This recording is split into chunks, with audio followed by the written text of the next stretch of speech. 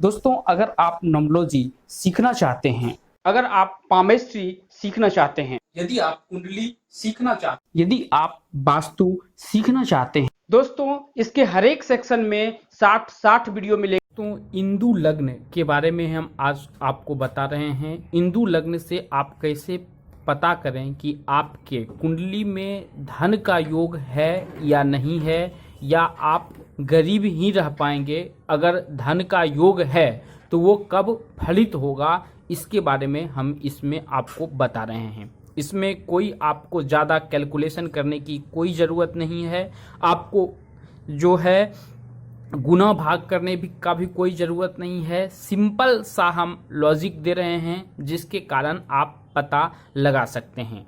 दोस्तों, इंदु लग्न, देखिए दोस्तों, लग्न कुंडली जो होती है उसमें जो चंद्रमा होता है, वो चंद्रमा जहाँ 4 जहाँ पे होगा वहाँ से आप लग्न कुंडली बना सकते हैं। जैसे देखिए, हमने एक कुंडली आपको बता रहा हूँ। जैसे ये एक कुंडली है, ये कुंडली का जैसे 4 नंबर इसमें है, तो ये लग्न कुंडली जो है ये चंद्रमा, ये जन्म कुंडली ही है, लेकिन इसमें 4, जैसे कि ये है, ये लग्न कुंडली है। अब इसमें जैसे चौथा ये नंबर 4 नंबर बुध के साथ में यहाँ पे है, तो इसी को लग्न में लेकर आपको लग्न कुंडली बनाना, यानी कि चंद्र कुंडली बनाना है।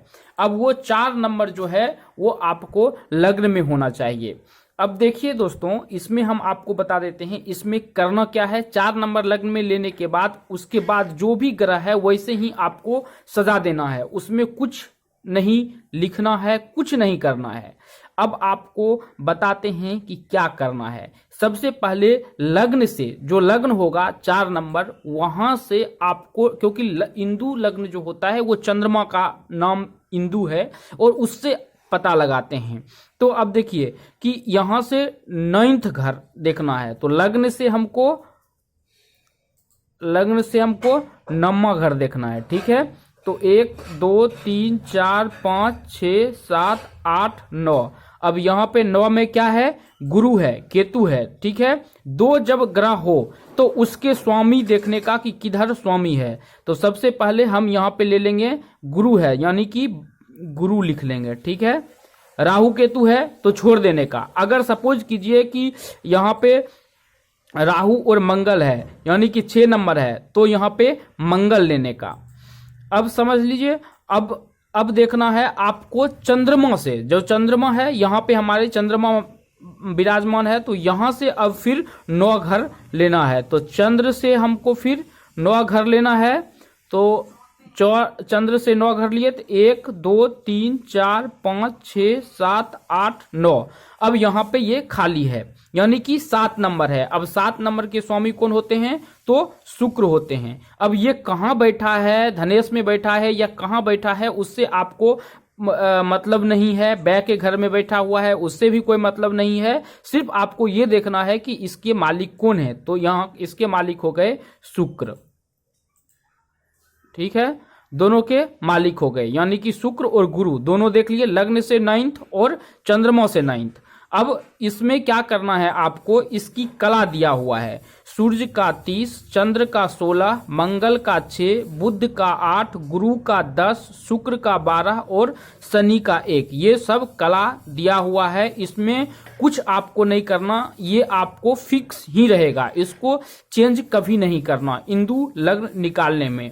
अब है कि हमको गुरु का देखना है, तो गुरु कितना है 10, और उसके बाद शुक्र देखना है, तो शुक्र का कितना है 12, यानी कि शुक्र का हो गया 12, शुक्र का 12। अब इस दोनों को योग करना है। अब इसको योग कर लिए तो कितना निकला, 2 और 2 22। अब 22 निकला। अब 22 में आपको 12 घटाना है, 12 घटाना है। ठीक है, 12 घटाए तो कितना निकला 10। अब दोस्तों इसमें जितना बार, यानी कि यहाँ पे अगर बड़ा संख्या आता तो आपको 45 भी आ सकता था, 46 भी आ सकता था, जैसे कि ये सूर्य और चंद्रमा आएगा, तो जितना बार आएगा उसमें 12 12 घटाते जाना है आपको। ठीक है, और अगर 12 से कम आया तो वही हो जाएगा, 12 से कम आया तो वही रह जाएगा। अगर 12 से ज़्यादा आया तो उतना बार आपको इसमें घटाना है, ज़्यादा कुछ नहीं करना है इसमें। अब हमको 10 आ गया है, अब 10 में क्या करना है, चंद्रमा से 10वां घर। अब चंद्रमा यहाँ पे है, अब यहाँ से 10वां घर, 1 2 3 4 5 6 7 8 9 10। अब देखिए 10 इस घर ये यहाँ पे निकला। अब फिर से गिन लीजिए, 1 2 3 4 5 6 7 8 9 10, यहाँ पे 8 नंबर निकला। अब चंद्रमा से 10वां घर, चंद्र से 10th हाउस। अब 10th हाउस में अब देखिए कौन कौन सा ग्रह रहने पर, पहला लॉजिक है कौन कौन सा रहने पर, तो पहला 10th हाउस में अगर शुक्र है, ठीक है, गुरु है, राहु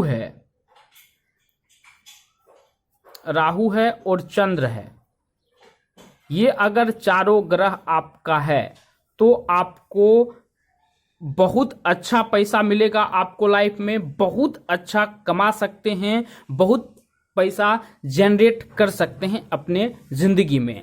आगे बात करते हैं, जैसे इसके साथ यहाँ पे कुछ नहीं है, यहाँ पे खाली है, जैसे हम आपको बताएं कि इस चारों में है आपको, तो आपको अच्छा पैसा आ सकता है। अब यहाँ पे कुछ नहीं है, 8वां नंबर में देखेंगे वृश्चिक का मालिक मंगल।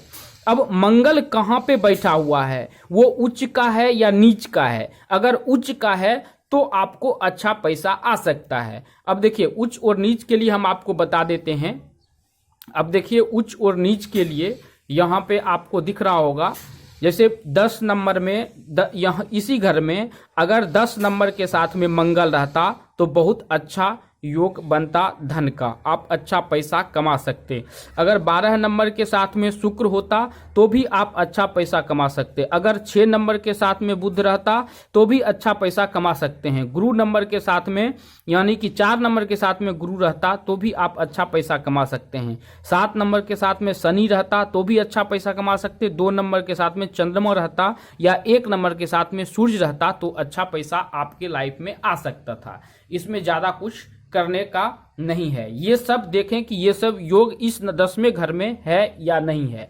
अब दरिद्र का योग क्या होता है, अगर 1 नंबर के साथ में शनि हो, ठीक है, 4 नंबर के साथ में मंगल हो या 6 नंबर के साथ में शुक्र हो या 7 नंबर के साथ में सूर्य हो, ये 7 नंबर के साथ में सूर्य हो या 8 नंबर के साथ में चंद्रमा हो या चंद्रमा, उसके बाद बच गया बुध, 12 नंबर के साथ में बुध हो या उसके बाद 10 नंबर के साथ में गुरु हो, और राहु केतु को इसमें नहीं माना जाता है। राहु केतु कहीं भी हो, अगर इसके साथ में है तो आपको दरिद्र योग होगा। अब देखिए दोस्तों, जो इसमें तो बिना कैलकुलेशन का है। अगर एस्ट्रोलॉजी सीखे हुए हैं तो आप इसके साथ में आपको क्या क्या देखना पड़ेगा, ये चीज भी हम आपको बता देते हैं कि इसके साथ में क्या क्या चीज आपको देखना जरूरी है लग्न में, और उसके लिए हमको क्या क्या करना है। ज्यादा कुछ करने का नहीं, सिर्फ इतना ही कैलकुलेशन है, इससे ज्यादा कैलकुलेशन आपको करने की जरूरत नहीं है। अब हम बात कर लेते हैं, जैसे कि ये लग्न है तो इसमें कितना, 4था नंबर हो गया। 4थे नंबर में कहाँ क्या होने पर क्या फायदा मिलता है, हम उसके बारे में बात कर लेते हैं। तो लग्न में जैसे ये लग्न है, अगर लग्न में कोई पाप ग्रह नहीं हो, लग्न में ये फलित होने के लिए, ये थोड़ा सा वास्ट है, इसको आप जान लीजिए। लग्न में कोई पाप का प्रभाव नहीं हो, लग्न में लग्न और लग्नेश दोनों शुभ प्रभाव में हो, और उसके बाद लग्न में कोई एक उच्च ग्रह बैठा हुआ हो, तब यह फलित होता है। लग्न में लग्न के 6ठे, 8वें और 12वें भाग में लग्नेश बैठा हो। लग्न जो है, जैसे ये चंद्रमा है तो इसके 6ठे, 8वें और 12वें भाग। अब देखिए इसके लग्नेश के 6ठा भाग कौन सा हुआ, 1 2 3 4 5 6, 6ठे, 8वें और 12वें जो आप सीख रहे होंगे उनको पता होगा, अगर वहां पे 12वें भाव में लग्नेश बैठा हो तो ये फलित हो सकता है। लग्न में कोई पाप ग्रह नहीं हो, लग्न में कोई पाप ग्रह उच्च राशि में स्थित हो तब भी यह फल दे सकता है। यदि लग्नेश लग्न को देखता हो, अब लग्नेश लग्न को देखता हो, जो कुंडली सिखा रहे हैं उसमें आपको पता होगा कि लग्नेश अगर लग्न में देखता हो तब पर भी ये प्रभाव देता है। लग्नेश दूसरे या 11वें भाग में बैठा हुआ हो, जैसे यहाँ पे चंद्रमा दूसरे और 11वें भाग में बैठा रहता तो भी यह फलित होता। लग्न पर पाप ग्रह का प्रभाव नहीं हो, ये तो बता दिया आपको। यदि लग्न में अशुभ ग्रह और शुभ ग्रह दोनों हो, लग्न में शुभ ग्रह या अशुभ ग्रह दोनों है तो भी ये प्रभाव देता है और ये फलित होता है। हिंदू लग्न में यदि कोई भी धन की अगर ये सब है तो आपकी कुंडली में बहुत अच्छा फल दे सकता है। ये बहुत अच्छे तरह से दोस्तों समझने का कोशिश कर, क्योंकि हमने आपको इसमें कोई गणित गुणा करने की जरूरत नहीं बताए थे। इसमें कोई गणित गुणा नहीं करना है, आपको कुछ नहीं करना है। अब हम बता देते हैं कि पिछले जो सवाल थे जो हम फेसबुक पर हम आप लोगों को पूछे थे, जिसमें हम कुंडली सिखाने का जो काम करते हैं उसमें एक आदमी का नाम सिलेक्शन हुआ था और आज हम उसके उत्तर के बारे में बताते हैं।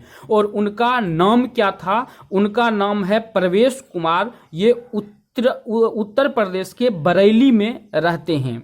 अब इनका क्वेश्चन था जो फेसबुक पे हमने क्वेश्चन डाला था, आज हम उसका उत्तर दे रहे हैं और उनका आंसर सही आया था। उनको जो वीडियो का लिंक हम जो एस्ट्रोलॉजी सिखाने का काम करते हैं वो देते हैं और मटेरियल, और उनका जो कुंडली है वो कुंडली भी उनको पहुंच जाएगा उनके घर तक। अब हम बात कर लेते हैं दोस्तों कि आगे हमको क्या करना है। आगे करने के लिए